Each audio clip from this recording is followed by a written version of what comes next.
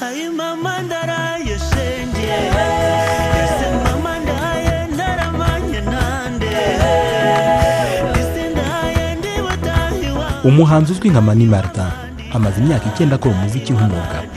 Yemeza ko urwego rwa muzika rugenda rutera imbere unatekereje amateka u Rwanda rwanyuzemo. Ni umuziki watangiwe n'abantu b'urubyiruko nyuma ya jenoside yakorewe abatutsi. Bisa nkaho twatangiye tudafite abantu twari kureberaho, ariko navuga ko hari intambwe tugenda dutera.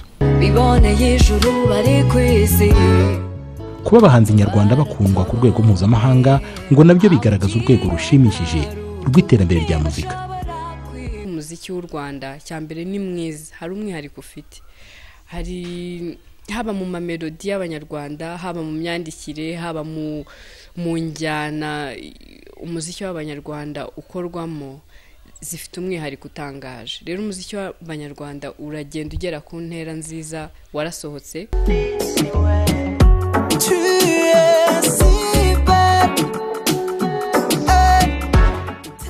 Abahanzi nyarwanda kandi bemeza ko iterambere rya muzika rinagaragarira mu bikorwa remezo, nubwo hari igikenewe gutezwa imbere kurushaho. Nubwo dukora, nubwo ibyo dukora nyine byishimirwa, ariko byaba byiza kurushaho habonetse ibikoresho noneho bigezweho ubu ngubu bishobora gukora karite nziza iruta iyo dutanga ubu ngubu. Nta hantu namwe hari hagenewe gukorerwa igitaramo mu gihugu cyose cy'u Rwanda.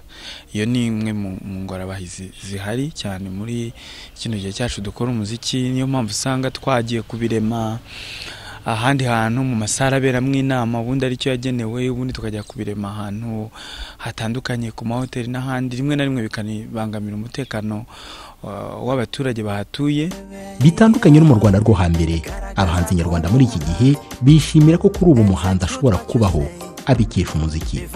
N'umwuga utunga abantu kuko urantunze. Njyewe ni ko kazi nkora konyine ka buri munsi. Umuziki wabashije kunyishyurira amashuri kugeza muri kaminuza, aho nkugiriye umwuga umuziki unyishyurira ubuzima bwa buri munsi. Hari umuntu ushobora kubikora ari kwiyamiza, ari kwishimisha. Hari n'ubikora nyine uwo bishobora kugirira akamaro n'uwabikoze nyine nk'ako kazi. Rero umuziki wagutunga, wakubeshaho kandi ukakubeshaho neza cyane. Arahirwa wamukomeza n'ijuru urugendo. Umuziki nk'akazi gatunga nyirako kandi binemezwa n'abahanzi bo hambere. Makanyaga Abdul watangiye umuziki mu mwaka w'1967 ndetse na Buhigiro Yakobo we watangiye kuririmba mu 1965. Abenshi twabikoze ari ukubikunda, ari ugukunda gusa kwicurangira ukumva ari ishema gucuranga. Noneho wagira imahirwe kujya kubona kumva nk'umuntu araguhamagaye ati ngwino umwana wanjye uyu munsi namukoreye nibutse umunsi mukuru, ndirimbira uturirimbo wacurangaga, akaguhera nk'amafaranga 1000. Ibwo bikaba bikazamara n'imyaka 6 nta kindi mukora. Za orchestre zitangira umuntu yabonaga ko yaririmba ubikunze akaba yaza akagira icyo aguha, ariko ntiwari umwuga nk'uko ubu ngubu ari umwuga.